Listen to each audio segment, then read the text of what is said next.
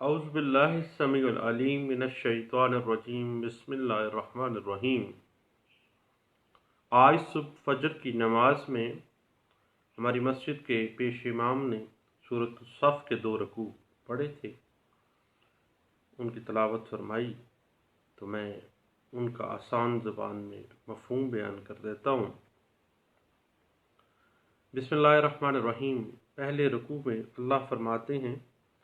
کہ زمین و آسمان کی ہر شے اللہ کی تسبیح میں لگی ہوئی ہے۔ فرمایا کہ وہ کیوں کہتے ہو جو تم کرتے نہیں ہو،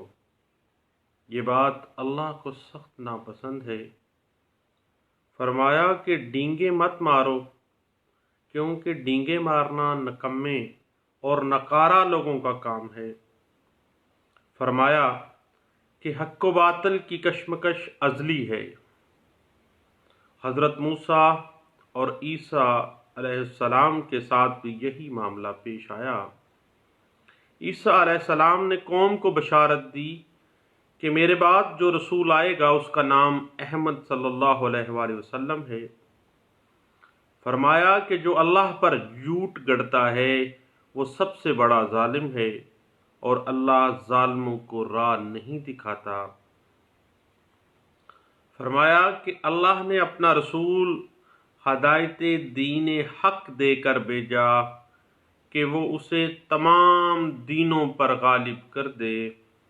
اگرچہ مشرکوں کو یہ برا لگے۔ اس کے بعد سورۃ الصف کی دوسرے رکوع میں اللہ تعالیٰ فرماتے ہیں، اور ایمان والوں کو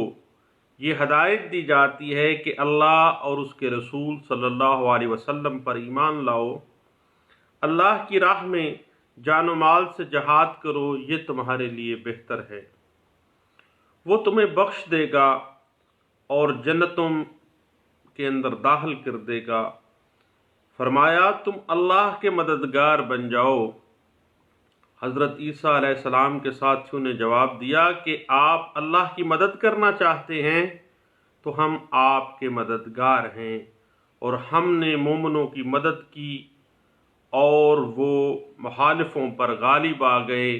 اس طرح مسلمانوں کو فتح اور غلبے کی خوشخبری سنائی گئی ہے۔ وآخر دعوانا ان الحمد للہ رب العالمین۔ اللہ کا کلام بے شک سچا ہے۔ اب ہم بات کو بڑھانا چاہتے ہیں اسپیسیفک پرفارمنس آف کانٹیکسٹ کے حوالے سے۔ کل ہم نے اس کے کانٹیکسٹ میں کچھ ڈسکشن کی تھی، تو یاد رکھیے گا پہلی بات جو ذہن نشین کر لیجیے گا کہ امویبل پراپرٹی کے اعتبار سے جو بھی اقرار نامہ معاہدہ بیع کیا جاتا ہے وہ اس پراپرٹی کی بابت کسی قسم کا کوئی ٹائٹل کریٹ نہیں کرتا، کسی قسم کا کوئی حق ملکیت کریٹ نہیں کرتا، اور معاہدہ بیع کسی قسم کا حق ملکیت پیدا نہیں کرتا۔ اس حوالے سے P L D 2018 supreme court of Pakistan page 189 اور پی ایل ڈی 2006 لاہور ہائی کورٹ پیج 1518 اور 2008 S C M R page 1416 اور 2006 وائی ایل آر پیج 1280 اس بات کی انٹرپریٹیشن کرتی ہے۔ اس کے بعد ایک بڑی ٹیکنیکل سی بات ہے، جب بھی کبھی دعویٰ تعمیل مختص میں آپ آتے ہیں تو اگر آپ بونافائیڈ پرچیزر ہیں دین اگر آپ کے علم میں یہ بات آتی ہے کہ یہ پراپرٹی اور بھی لوگوں کو فروخت کی گئی ہے تو اس سے آپ کو کوئی فرق نہیں پڑتا، آپ بونافائیڈ پرچیزر ہیں، آپ specific performance of that specific contract کے لیے کورٹ کے اندر آ گئے ہیں، تو دیگر اگر کسی خریدار اس پراپرٹی کی کوئی دستاویزات ہیں تو اس کی منسوخی کے بغیر بھی آپ کا دعویٰ تعمیل مختص جو ہے وہ پیش رفت ہے، اس میں کوئی کسی قسم کا کوئی لکونہ نہیں ہے۔ اس بات کی interpretation P L D 2015 supreme court page 187 میں کی گئی تھی۔ اس کے بعد کل ایک صاحب کہہ رہے تھے کہ کیا جو ایگریمنٹ کرنا ہے، جو کانٹریکٹ کرنا ہے، ایگریمنٹ آپ کو پتا ہے کہ آفر اینڈ ایکسیپٹنس جو ہے وہ ایک agreement, offer acceptance and with reasonable consideration, یعنی کسی تبادلے کے نتیجے میں جو بھی لین دین ہوتا ہے وہ ایگریمنٹ ہوتا ہے۔ کانٹریکٹ جو ہے ہر وہ ایگریمنٹ جو بائی لا انفورسیبل ہوتا ہے وہ کانٹریکٹ بن جاتا ہے۔ اب ایک ایگریمنٹ ٹو سیل کسی اموویبل پراپرٹی کو ایگریمنٹ ٹو سیل کرنے کے لیے اسٹیمپ پیپر کہاں سے خریدے جائیں گے؟ تو یاد رکھیے گا کہ اسٹیمپ پیپر خریدنا کوئی ضروری نہیں ہے کہ اسی ڈسٹرکٹ میں سے ہی خریدے جا سکتے ہیں، بلکہ کسی بھی ضلع سے خریدے جا سکتے ہیں۔ اس بات کی اگر آپ مزید انٹرپریٹیشن دیکھنا چاہتے ہیں تو 2006 ILR پیج 2446 جو ہے وہ اس بات کی انٹرپریٹیشن کرتی ہے۔ اس کے بعد یاد رکھیے گا کہ دعویٰ تعمیل مختص جو ہے اس کا برڈن آف پروف جو ہے وہ اس پلینٹف کے اوپر ہے جو کہ اس کانٹریکٹ کی اسپیسیفک پرفارمنس چاہ رہا ہے۔ اس حوالے سے 2019 YLR پیج 223 جو ہے وہ اس بات پہ بڑی اچھی ڈسکشن دیتا ہے یہ کیس لا۔ اس کے بعد جہاں تک معاملہ آ جاتا ہے اندر میعاد وہ کانٹریکٹ کا، یعنی time is the essence of agreement, اس پہ چند سال پہلے بڑی میری ایک کیس میں معاملات سامنے آئے تھے۔ یاد رکھیے گا کہ جو میعاد مقررہ ہے معاہدہ کا، اس میعاد مقررہ کے اندر بھی فلیکسیبلٹی ممکن ہے، لچک ہو سکتی ہے۔ اس حوالے سے PLJ 2009 سپریم کورٹ 118 جو ہے اور 2009 SCMR پیج 119 اور PLJ 2009 سپریم کورٹ پیج 118 جو ہے وہ اس بات کی انٹرپریٹیشن کافی حد تک اچھے انداز میں کرتی ہے۔ اور تعمیل معاہدہ مختص کے اندر جو کانٹریکٹ ہے اس میں وقت کی پابندی کے اوپر جو مختلف پرنسپلز ڈرا کیے گئے تھے، اس حوالے سے اگر آپ دیکھنا چاہیں کہ تعمیل معاہدہ مختص میں وقت کی پابندی لازمی کوئی اتنی زیادہ توپ چیز نہیں ہے کہ جی بس اب اس کے بیانڈ آپ نہیں جا سکتے، اب جناب بس فلاں ڈیٹ تھی تو فلاں ڈیٹ گزر گئی ہے، اب معاہدہ انفرکچوس ہو گیا ہے، وعدہ ختم ہو گیا ہے، کہنے کی باتیں ہیں، ہوتا شوتا کچھ نہیں ہے۔ اس حوالے سے 2016 YLR پیج 551 اور PLD 2018 سندھ ہائی کورٹ کا فیصلہ ہے، پیج ہے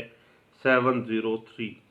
اور 2019 YLR پیج 89 جو ہے وہ اس بات پہ بڑی اچھی ڈسکشن کرتی ہے۔ اس کے بعد اگر اس کانٹریکٹ کے اندر جس کی اسپیسیفک پرفارمنس کے لیے آپ آئے ہیں اگر رقم ادا ہو چکی ہے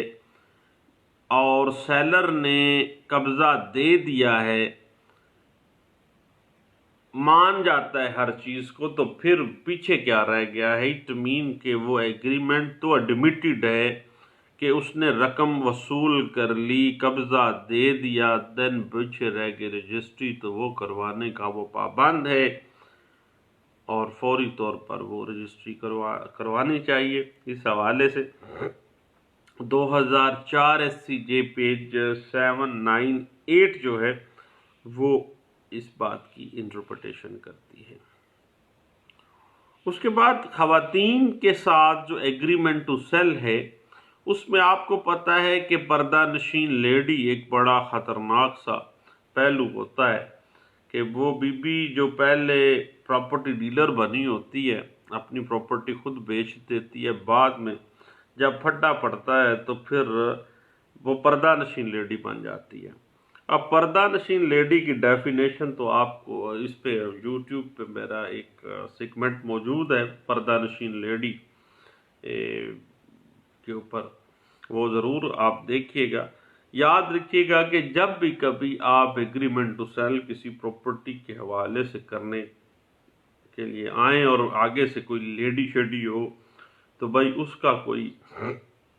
نمائندہ، کوئی رشتہ دار، کوئی خیر خواہ جو ہے اس کو لازمی اس ایگریمنٹ میں موجود کر لیں اور اس کا بطور گواہ جو ہے اس کو ضرور رکھ لینا چاہیے۔ اس حوالے سے اگر آپ مزید کچھ انٹرپریٹیشن دیکھنا چاہیں تو 2018 SCMR پیج 2080 جو ہے یہ اس بات کی بڑی اچھی انٹرپریٹیشن کرتا ہے۔ اور دعویٰ تعمیل مختص کے اندر بعض اوقات یہ بات آتی ہے کہ ایک ہی پراپرٹی کئی اور ہاتھوں میں آگے بک چکی ہوتی ہے، تو بھائی معاملہ یہ ہے کہ اگر آپ ایسی پارٹی ہیں جو دوسری یا تیسری جگہ کے اوپر آپ کو سیل آؤٹ کیا گیا ہے، تو دین آپ نے اپنی بونا فائیڈی پرچیزر کا بطور بونا فائیڈی پرچیزر اپنے آپ کو ثابت کرنا ہے، اور آپ نے یہی پلی لینی ہے کہ پہلی سیل جو ہوئی تھی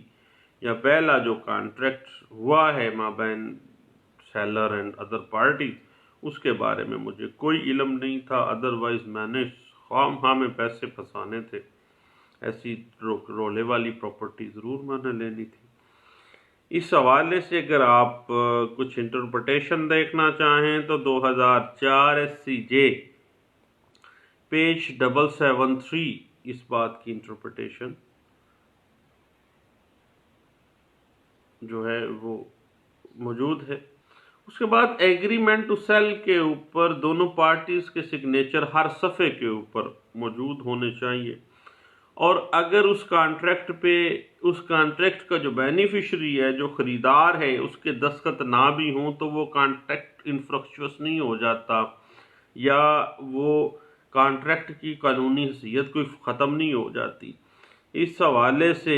2017 SCMR پیج 98 جو ہے وہ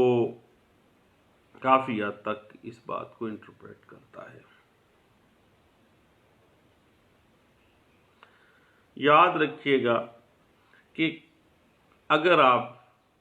اسپیسیفک پرفارمنس کی کانٹریکٹ کے بعد اسپیسیفک پرفارمنس آف کانٹریکٹ کے دعوے میں آئے ہیں، تو دین آپ کو اپنا نیک نیت، بونافائیڈی پرچیزر ہونا اور کنسیڈریشن پے کی ہونی، یہ آپ نے ثابت کرنا ہے، اور اسپیسیفک پرفارمنس تو آپ کو پتہ ہے کہ ڈسکریشن آف کورٹ ہے، اور کافی حد تک اس حوالے سے آپ کو ہیلپ آؤٹ کرے گا یہ بات دعویٰ تعمیل مختص کے اندر کہ آپ کے حق میں یہ ڈگری ہو جائے۔ اس حوالے سے 2008 SCMR پیج 352 اور 2003 MLD پیج 878 اور 2007 YLR پیج 2689، 2007 YLR پیج 942 اور PLJ 2010 سپریم کورٹ پیج 931 جو ہے وہ آپ کو کافی حد تک اس بات کی انٹرپریٹیشن دے دیتی ہے۔ اس کے بعد یاد رکھیے گا کہ اگر اسپیسیفک پرفارمنس کے دعوے کے اندر جو بائر ہے وہ رقم کی ادائیگی ثابت کرنے سے قاصر رہتا ہے۔ بائر انکار کر دیتا ہے کہ جناب اس نے تو مینوں پیسہ ہی نہیں دیتا،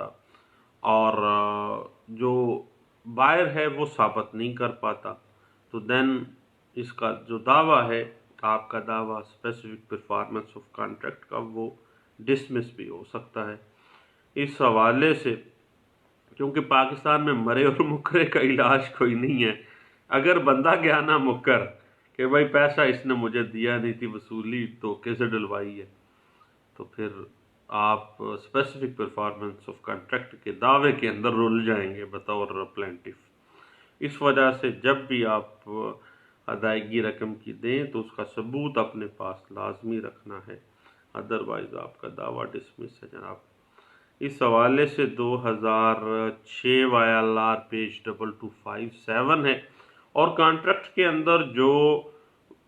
ٹائم لیمٹ ہے، وہ ٹائم لیمٹ کے حوالے سے کہ time is the essence of contract, کے اس مقررہ مدت مقررہ وقت پہ پیسہ دیا جائے گا، ٹھیک ہے جی، اور اگر نہیں بھی دیا جاتا تو پھر آپ کو پتہ ہے کہ وہ ریسینڈ کروانا پڑے گا آپ کو اس کانٹریکٹ کو۔ پھر بھی اس حوالے سے time is the essence of contract کے حوالے سے اگر آپ ایک لینڈ مارک اسیسمنٹ ہے، ابھی 2-3 دن پہلے ہی میری نظر سے گزری ہے، وہ ہے 2019 YLR پیج 8-9 جو ہے وہ کافی حد تک آپ کی ہیلپ آؤٹ کرتی ہے۔ اس کے بعد یاد رکھیے گا کہ اگر آپ کسی مائنر کے ساتھ، کسی مبہوث الحواس شخص کے ساتھ، کسی لونیٹک کے ساتھ کو معاہدہ کرتے ہیں اور اس کا کوئی گارڈین مقرر نہیں ہوا وہ عدالت سے، بلکہ میرے پاس پچھلے دنوں ایک معاملہ تھا، اس میں بڑے بھائی نے اپنے چھوٹے پاگل بھائی کی طرف سے ایک معاہدہ کر دیا تھا، ایگریمنٹ ٹو سیل کا پراپرٹی ان کو وراثت میں ملی تھی، تو ایسا جو معاہدہ بے ہے وہ اللیگل ہو جاتا ہے اور وائڈ ہوگا۔ اس کا طریقہ کار تو آپ کو پتہ ہے کہ پہلے باقاعدہ اس کا گارڈین مقرر ہونا تھا، اس کے بعد پھر اس کے بینیفٹ کے لیے، اس کے انٹرسٹ کی خاطر ہی وہ پراپرٹی جو ہے وہ سیل آؤٹ ہونی تھی۔ اس حوالے سے 2018 YLR پیج 2691 جو ہے وہ کافی حد تک آپ کو ہیلپ آؤٹ کرتی ہے۔ اس کے بعد یاد رکھیے گا کہ جب بھی آپ اسپیسیفک پرفارمنس آف کانٹریکٹ کے لیے آتے ہیں تو اسپیسیفک پرفارمنس آف کانٹریکٹ میں آتے ہی آپ نے جو پہلا کام کرنا ہے نا، وہ بقیہ جو زر ثمن ہے وہ آپ نے جمع کروانا ہے کورٹ میں، تاکہ آپ یہ ثابت کرنے میں کامیاب ہو جائیں کہ میں جو یہ معاملہ ہے اس کانٹریکٹ کی اسپیسیفک پرفارمنس کا، اس میں تو نیک نیتی کے ساتھ چل رہا ہوں، اور میں اپنے اینڈ کے اوپر جو لائبلٹی ہے اس کو فلفل کرنا چاہتا ہوں، جبکہ دوسری پارٹی ایسے نہیں کر رہی، تو بطور پلینٹیف آپ نے بقایا جو زر ثمن ہے وہ عدالت میں فوری جمع کروانا ہے، ادروائز آپ کا دعویٰ اسی گراؤنڈ پہ ڈسمس بھی ہو جائے گا۔ اس حوالے سے 2019 YLR پیج 223 جو ہے وہ کافی حد تک اس بات کی انٹرپریٹیشن کرتی ہے۔ یاد رکھیے گا کہ اگر ایگریمنٹ ٹو سیل رجسٹرڈ ہوا ہے اور ادائیگی رقم کے اوپر رجسٹرار نے باقاعدہ طور پر مکمل فیس وصول کرنے کے بعد ادائیگی رقم کی مہر ثبت کر دی ہے، تو دین ایسی ادائیگی رقم جو ہے بے کے لیے وہ درست تصور ہوگی کہ انہوں نے ایگریمنٹ ٹو سیل کو بھی رجسٹرڈ کروا دیا۔ آج کل آپ کو پتہ ہے کہ 1% اس پراپرٹی کا دے کے لوگ ایگریمنٹ ٹو سیل کو بھی رجسٹرڈ کرواتے ہیں۔ اور اس حوالے سے اگر آپ ایک لینڈ مارک ججمنٹ ہے 20 کی NLR 2007 سیول ڈائجسٹ پیج 395 جو ہے وہ کافی حد تک اس بات کی انٹرپریٹیشن کرتی ہے۔ اس کے بعد یاد رکھیے گا کہ بقیہ رقم بطور جو آپ پلینٹیف آپ نے جمع کروا دینی ہے تاکہ آپ کے بونا فائڈی پرچیزر ہونا ثابت ہو جائے اور آپ اپنے اینڈ پہ تمام جو لائبلٹی ہے اس کانٹریکٹ کی اس کو فلفل کرنا چاہ رہے ہیں۔ اور یاد رکھیے گا کہ جمع شدہ جو رقم ہے اگر وہ نہیں جمع کروائی گئی ہے، ٹائم گزرتا گیا ہے، تو پھر جو بقیہ رہ جانے والی رقم ہے اس کے اوپر کچھ منافع بھی جو بایا ہے وہ وصول کرنے کا حقدار ہوتا ہے۔ اور یہ قطعی صورت سود والے معاملے میں اس کو نہ لے کے جائیے گا کہ جی دیکھیں مخصوص وقت کے بعد اگر پیسہ لینا ہے تو پھر بڑھا کے آپ لے رہے ہیں، نہیں، یہ تجارت ہے۔ لازمی بات ہے اس بیچارے نے کچھ 4 سال وہ بھی تو رولا ہے، اب بجائے اس کے کہ 4 سال بعد وہی اس کو 10 لاکھ دینے اس کی بجائے کیوں بہتر نہیں ہے کہ اس کو کوئی 11 لاکھ دے دیں۔ یہ تجارت ہے، اللہ نے اس کو حلال قرار دیا ہے اور سود کو اللہ نے حرام قرار دیا۔ اب بات اس حوالے سے آپ 2007 YLR پیج 2479 اور ابھی لیٹسٹ 2019 کی ایک لینڈ مارک ججمنٹ اسی کے اوپر آئی تھی، اس میں باقاعدہ طور پر دگنا جو زر ثمن تھا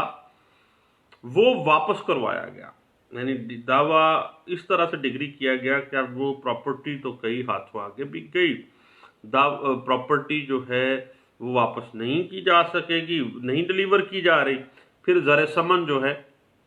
جو وصول کیا ہوا تھا سیلر نے اس کو دگنا دینے کی ڈگری کی گئی تھی، اور اس طرح سے جمع شدہ جو بھی رقم ہے یا باقی رہ جانے والی رقم ہے اس پہ کچھ منافع بھی یا جو آپ لکھتے ہیں بعض اوقات کچھ زیادہ تو وہ بھی جائز ہے۔ اس حوالے سے 2019 YLR پیج 223 جو ہے وہ اس بات کی انٹرپریٹیشن کرتی ہے۔ اور اس حوالے سے اگر آپ دیکھنا چاہیں تو ایک لینڈ مارک ججمنٹ ہے سپریم کورٹ آف پاکستان کی، جس میں یہ واضح بھی کیا گیا تھا کہ دعویٰ تمیل مختص میں چونکہ ٹائم لگتا ہے تو بایا کی پراپرٹی کا جو پیسہ ہوتا ہے وہ بعض اوقات اسٹرک آف ہو جاتا ہے، تو وقت کے ساتھ ساتھ کرنسی کی ویلیو بھی کم ہو جاتی ہے، اس وجہ سے کچھ زیادہ پیسے بھی اس کو ادا کیے جا سکتے ہیں، اور اس پہ باقاعدہ سپریم کورٹ آف پاکستان نے ججمنٹ پاس کی تھی 2017 SCMR پیج 902 جو ہے وہ اس حوالے سے کافی اچھی گائیڈ لائنز فراہم کر رہی ہے۔ باقی جہاں تک کچھ معاوضے کا تعلق ہے یا کچھ جو ہے کمپنسیشن کا تعلق ہے، تو چونکہ قیمتیں بڑھ جاتی ہیں پراپرٹی کی بھی، کرنسی ڈی ویلیو ہو جاتی ہے، تو پراپرٹی کا جب بھی دعوے میں آ کے بندہ ذلیل ہو تو وہ کچھ معاوضے کا بھی حقدار ہو جاتا ہے۔ اس حوالے سے NLR 1999 اپیل کیسز پیج 88 جو ہے وہ اس پہ انٹرپریٹیشن دیتا ہے۔ باقی یاد رکھیے گا کہ دعویٰ تمیل مختص جو ہے وہ ایک سیول کورٹ کی ڈسکریشنری پار ہے،